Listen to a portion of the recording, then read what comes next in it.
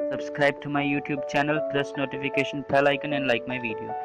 China's Belt and Road Initiative (BRI), launched in 2013 by President Xi Jinping during official visits to Kazakhstan and Indonesia, is among the world's most ambitious infrastructure projects ever conceived.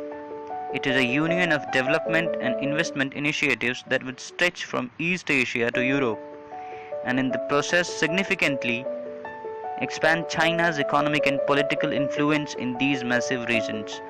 Morgan Stanley has predicted that China's overall expenses over the entire duration of the BRI could reach $1.2 to $1.3 trillion by 2027.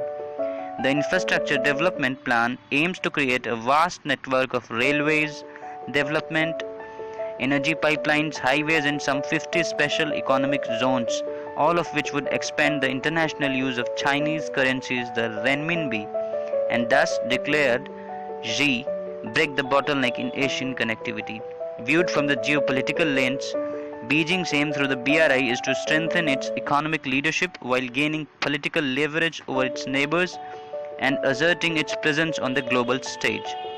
In other words, China's BRI stands on the pillars of both geopolitical and economic motivations.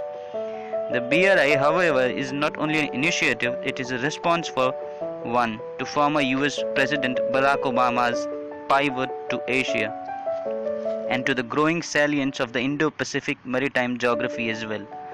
Promoting economic development in the western province of Xinjiang, where the Communist Party of China has waged a brutal campaign of intimidation and violence against the Uyghur Muslims, is seen as a priority.